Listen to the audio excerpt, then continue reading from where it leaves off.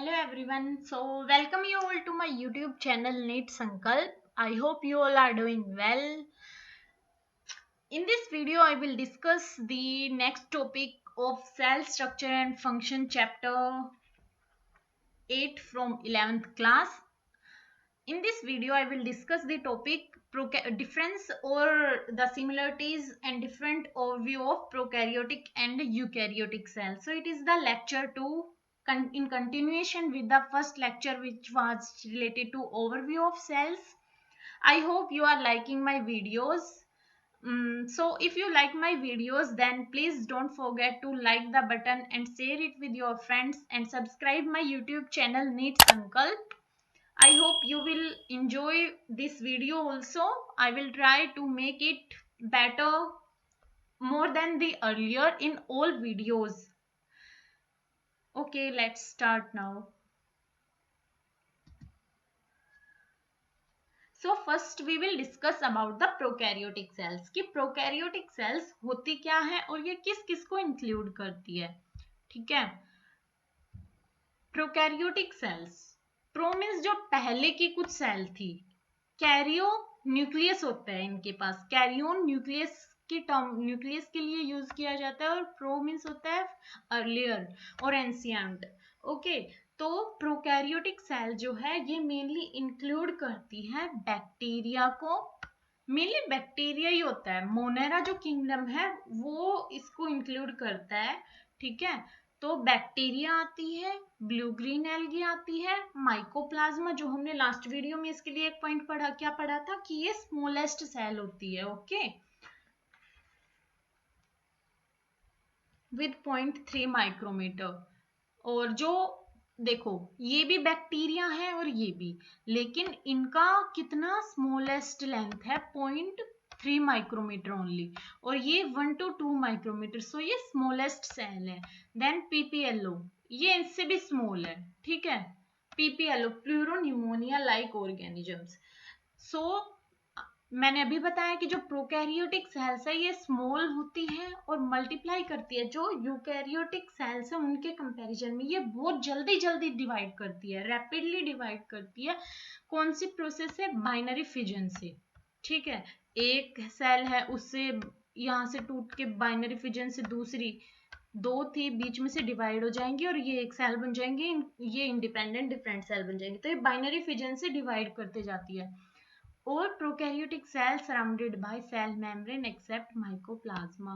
इस पॉइंट को star mark कर लेना और अच्छे से याद करना कि जो जितनी भी प्रोकैरियोटिक सेल है वो सब सेल मेम्ब्रेन से कवर्ड होती है. सबके ऊपर जो आउटर सीट है वो सेल मेम्ब्रेन होती है, बट माइकोप्लाज्मा जो है जिसको हम स्मॉलेस्ट सेल कंसीडर कर रहे हैं, बोल रही हैं, उसके पास सेल मेम्ब्रेन नहीं होती. सेल मेम्ब्रेन नहीं होती माइकोप्लाज्मा के पास. इसको बहुत अच्छे से याद रखना, नीट के लिए भी और सीयू सेट के लिए भी. ये पॉइंट बहुत ज्यादा इंपॉर्टेंट है इधर. ठीक है,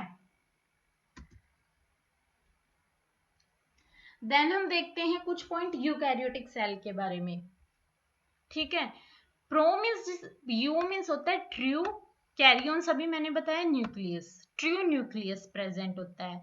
लेकिन इनके पास क्या था? प्रो कैरियन, मतलब प्रो मीन्स एंशिएंट टाइप का न्यूक्लियस, मतलब न्यूक्लियस इन सेंस जो न्यूक्लियस जिसको हम टर्म देते हैं वो प्रेजेंट नहीं होता. कुछ न्यूक्लियस से एंशिएंट फॉर्म होती है जिसको हम न्यूक्लियोइड बोलते हैं. तो प्रोकैरियोटिक सेल्स में न्यूक्लियोइड प्रेजेंट होता है इंस्टेड ऑफ न्यूक्लियस.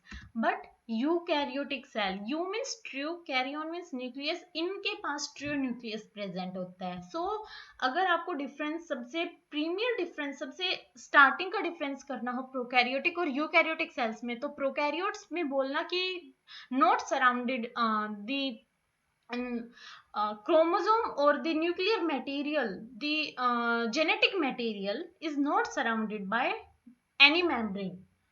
और जो यूकैरियोटिक सेल है इसमें genetic material is surrounded by nuclear membrane and a distinct nucleus is present, but they have the prokaryotes do not have a particular nucleus. The nucleus in prokaryotes is referred as nucleoid, which is not a true nucleus. Okay, I hope these both of these terms are very clear to you people.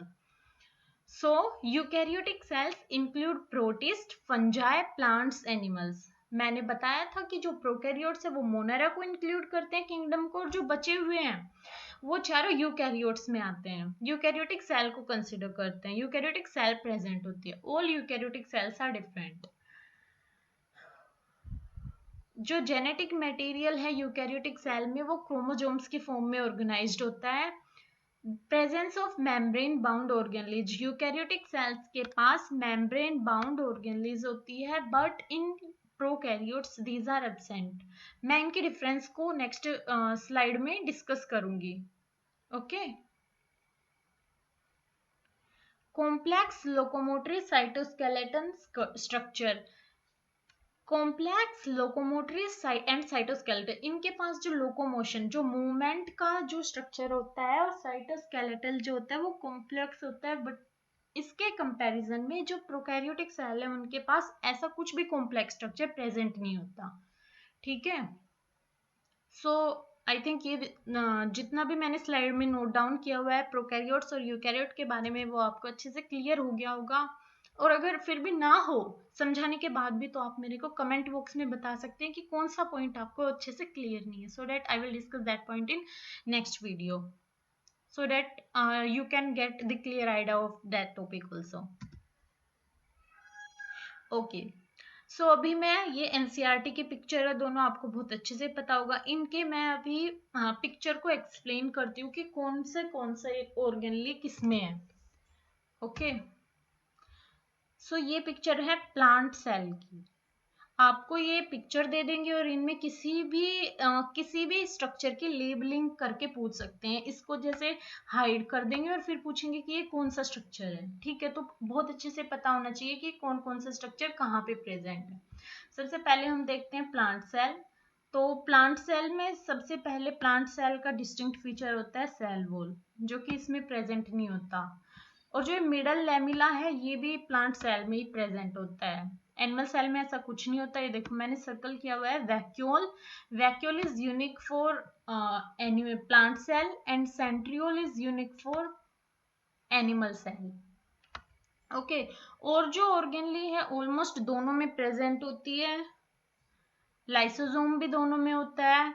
ये SCR smooth endoplasmic reticulum, ठीक है। ये rough endoplasmic reticulum. Plasmodesmata connection के लिए, microtubule cytoskeleton का part, peroxisome, cytoplasm, chloroplast photosynthesis के लिए, ribosome protein synthesis के लिए, mitochondria power house of cell. This is nuclear envelope, nucleolus जहाँ पे राइबोसोम की फॉर्मेशन होती है।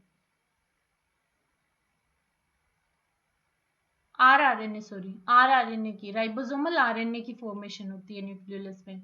और ये न्यूक्लियस, ठीक है। रफ क्यों है? क्योंकि यहाँ पे देखो ग्रेन्यूल्स कुछ प्रेजेंट होते हैं जहाँ पे इनमें प्रोटीन की फॉर्मेशन होती है रफ एंड आरईआर में, इसलिए इनको रफ बोलते हैं। स्मूथ होते हैं क्योंकि इनका सरफेस स्मूथ होता है, और ये यहाँ पे लिपिड की सिंथेसिस होती है जो स्मूथ एंडोप्लाज्मिक रेटिकुलम है। But in rough endoplasmic reticulum protein synthesis will occur. And जो एंडोप्लाज्मिक रेटिकुलम है इसकी मेम्ब्रेन न्यूक्लियर, मैंने क्या बताया था कि जो न्यूक्लियस है वो डबल मेम्ब्रेन स्ट्रक्चर है, तो जो उसकी आउटर मेम्ब्रेन है वो एंडोप्लाज्मिक रेटिकुलम की मेम्ब्रेन के साथ कंटिन्यूअस होती है। ठीक है, इसको अच्छे से याद रखना कि जो न्यूक्लियस की आउटर मेम्ब्रेन है, ये आउटर मेम्ब्रेन जो है इसकी, ये ईआर के साथ कंटिन्यूअस है। ये देखो ईआर के साथ कंटिन्यूअस है ऐसे ऐसे। इसमें न्यूक्लियोलस, ये न्यूक्लियर एनवलप, एससीआर और सारी ऑर्गेनलीज प्रेजेंट है। गोल्गी एपेरेटस ये रहा यहाँ पे, ठीक है। इसमें ये रहा, यहाँ पे मॉडिफिकेशन होता है, ग्लाइकोसाइलेशन होता है प्रोटीन का। अब हम डिस्कस करते हैं कुछ डिफरेंस प्रोकैरियोटिक और यूकैरियोटिक सेल के। सो इस स्लाइड का स्क्रीनशॉट ले लेना और इसको अच्छे से याद कर लेना कि क्या क्या डिफरेंस होते हैं। प्रोकैरियोटिक सेल, यहाँ पे मैंने फीचर मेंशन कर दिए हैं और यहाँ पे इनमें क्या प्रेजेंट होता है क्या एब्सेंट, ताकि ये इजीली आपको समझ आ जाए। अगर मैं पॉइंट में लिखती तो that will be difficult for you to understand. Membrane bound nucleus, जो मैंने लास्ट में डिस्कस किया था कि प्रोकैरियोटिक सेल के पास न्यूक्लियस मेम्ब्रेन से बाउंड नहीं होता, ठीक है, और यूकैरियोटिक सेल में न्यूक्लियस प्रेजेंट होता है। सबसे पहला पॉइंट, जो क्रोमोसोम के नंबर है, प्रोकैरियोटिक सेल में एक सिंगल क्रोमोसोम होता है और ज्यादातर वो सर्कुलर होता है, बट यूकैरियोटिक सेल में मोस्टली इट इज लीनियर और बहुत सारे क्रोमोसोम होते हैं, like we have 23 pair of chromosomes. Membrane bound organelle, जो ऑर्गेनलीज है मेम्ब्रेन से बाउंड, वो प्रोकैरियोट्स में प्रेजेंट नहीं होती, but rather it is present in eukaryotic sales.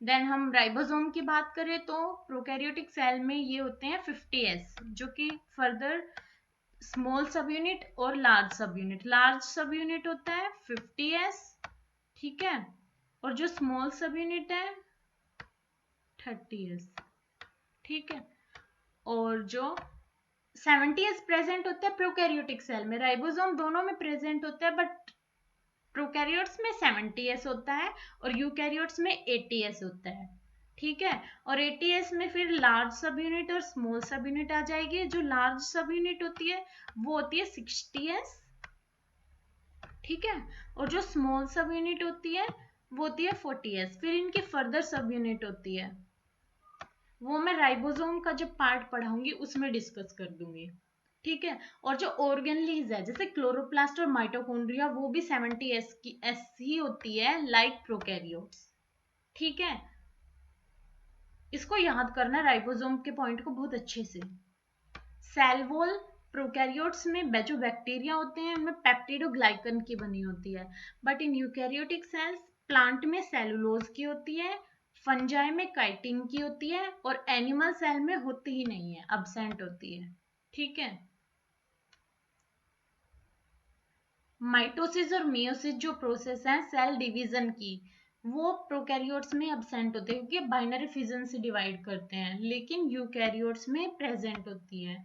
और जो हिस्टोन्स है, हिस्टोन होते हैं बेसिक प्रोटीन्स जो हमारे डीएनए को कंडेंस फॉर्म में कन्वर्ट कर देते हैं, ठीक है, वो प्रोकैरियोट्स में प्रेजेंट नहीं होते। यहाँ पर कुछ डिफरेंट टाइप की प्रोटीन्स होती है, जबकि यूकैरियोटिक सेल्स में ये प्रेजेंट होती है, हिस्टोन्स जो प्रोटीन है। ओके, आई थिंक ये पॉइंट आपको सारे क्लियर हो गए होंगे बहुत अच्छे से, और इनको याद कर लेना अच्छे से सारे पॉइंट को, ठीक है, these are very important. So move to next slide. There are some similarities which are present in prokaryotic and eukaryotic cell के बीच में प्रेजेंट होती है। तो क्या होता है, साइटोप्लाज्म दोनों में होता है, राइबोसोम भी मैंने अभी लास्ट में डिस्कस किया था, प्लाज्मिड्स, प्लाज्मिड क्या हम मोस्टली क्या बोलते हैं कि प्लाज्मिड्स प्रोकैरियोटिक सेल में प्रेजेंट होते हैं, ठीक है। ये भी डीएनए ही है, स्मॉलर डीएनए होता है जो प्लाज्मिड्स है, ठीक है, और सर्कुलर होते हैं, स्मॉल सर्कुलर जो प्लाज्मिड है, ये इनके पास कुछ यूनिक फिनोटिपिक कैरेक्टर्स होते हैं जो कि बैक्टीरिया में मेनली प्रेजेंट होते हैं। इनका फंक्शन क्या होता है, प्लाज्मिड्स मेनली कैरी करते हैं रेसिस्टेंस, एंटीबायोटिक रेसिस्टेंस, ठीक है, और ये इन्वॉल्व होते हैं बैक्टीरिया के ट्रांसफॉर्मेशन में, जो प्लाज्मिड है। लेकिन ये यूकैरियोट्स में भी प्रेजेंट होते हैं। यूकैरियोट्स में जो यीस्ट होते हैं, यीस्ट, उनमें प्लाज्मिड प्रेजेंट होते हैं, सो प्लाज्मिड दोनों में प्रेजेंट होते हैं, ठीक है, यीस्ट में प्रेजेंट होते हैं, यूकैरियोट्स में। सेल मेम्ब्रेन दोनों में प्रेजेंट होती है, ओके। अब जो मैंने लास्ट वीडियो में बोला था कि प्रोकैरियोटिक सेल एनवेलप बताए थे, उनको हम नेक्स्ट वीडियो में डिस्कस करेंगे। अभी मैं इनको डिस्कस करती हूँ कि प्रोकैरियोटिक सेल एनवेलप में क्या क्या इंक्लूड करता है। मैंने बताया था कि इसमें 3 लेयर स्ट्रक्चर होता है, सेल वॉल, सेल मेम्ब्रेन और ग्लाइकोकैलिक्स, ठीक है। सेल वॉल होती है सबसे ऊपर, सेल वॉल जो किसी भी सेल का जो स्ट्रक्चर डिटरमाइन करती है, जैसे एनिमल सेल में तो सेल वॉल प्रेजेंट नहीं होती है, और otherwise I am giving this term कि जो सेल वॉल है वही सेल की शेप को डिटरमाइन करती है, क्योंकि कोई भी सेल हो या फिर कोई भी पार्ट हो, कोई भी मटेरियल हो, उसकी जो आउटर कवरिंग होगी वही उसको शेप प्रोवाइड करेगी। सो सेल की टर्म में सेल वॉल होती है जो सेल को शेप प्रोवाइड करती है और स्ट्रक्चरल सपोर्ट देती है, so that it can prevent the cell from bursting and collapsing. Okay अगर आपको इसका फंक्शन देके पूछा जाए कि ये किसका फंक्शन होता है तो you will learn this. Then next is glycocalyx. Glycocalyx क्या होती है? ये प्रोकैरियोट्स में प्रेजेंट होती है। स्लाइम ये इंक्लूड करती है दो लेयर, आइदर स्लाइमी लेयर जो कि लूज से होती है और देन अदर इज कैप्सूल जो कि थिक और टफ होती है। तो अगर आपको पूछ लिया जाए क्वेश्चन में कि स्लाइमी लेयर कौन सी सेल एनवेलप में प्रेजेंट होती है, cell wall, glycocalyx, plasma membrane और कुछ और देके पूछ लिया जाए तो you will give the answer as glycocalyx. और ये आया हुआ है पीवाईक्यू में, नीट में, ठीक है, तो इसको अच्छे से याद रखना। Then the next is plasma membrane. It is selectively permeable in nature. ऐसा हम इसको क्यों बोल रहे हैं? क्योंकि ये सेलेक्टिव सब्सटेंस को ही ट्रांसपोर्ट करने देती है अपने अक्रॉस से। Plasma membrane will able to will okay, it will transport only the selective materials across the membrane, the plasma membrane, ठीक है, इसलिए हम इसको सेलेक्टिव परमेबल बोल रहे हैं। तो ये तीन हमारी सेल एनवेलप का पार्ट होती है। देन एक टर्म होती है मीजोजोम। ओके वैसे इसको मोनेरा में पढ़ लोगे तुम, लेकिन मैंने यहाँ पे भी इसको टर्म को लिख दिया है क्योंकि एनसीईआरटी में दिया हुआ था इधर। मीजोजोम क्या होता है कि अगर हमारी लगा लो ये सेल प्लाज्मा मेम्ब्रेन है बैक्टीरिया की, तो इसमें अंदर की तरफ ऐसे एक्सटेंशन हो जाएगा।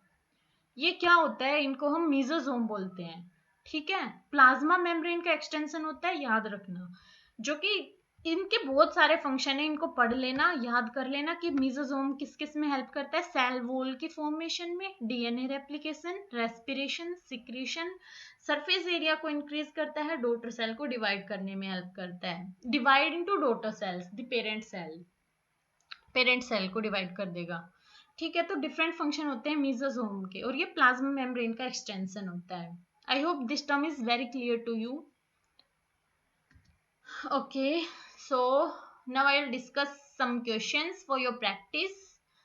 Which of the following is slimy layer? ये तो मैंने अभी लास्ट स्लाइड में बताया था कि स्लाइमी लेयर करके पूछ लिया जाए तो जो हमारी ये प्रोकैरियोटिक सेल एनवेलप है इनमें से आप क्या क्या बोलोगे? क्योंकि मैंने प्रोकैरियोट्स के सेल के एनवेलप को बोला, ये तीनों सेल एनवेलप प्रोकैरियोट्स में प्रेजेंट होती है, यूकैरियोट्स में ग्लाइकोकैलिक्स नहीं प्रेजेंट होती। ओके तो ग्लाइकोकैलिक्स।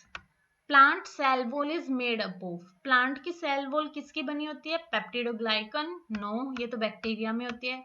काइटिन, फंजाई में होती है। Cellulose, yes, cellulose is present in plant cell wall. Glycogen नहीं, ये तो एनिमल का स्टोरेज कार्बोहाइड्रेट है, स्टोरेज मटेरियल है।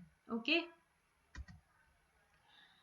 Okay, thank you everyone. Thank you so much for watching my video so calmly. And if you like my video, then don't forget to hit the like button and share it with your friends. And also subscribe my channel Neat Sankalp. Guys, if you are liking my video, then please share it with your friends so that I can get motivated by you people. Thank you very much for your support.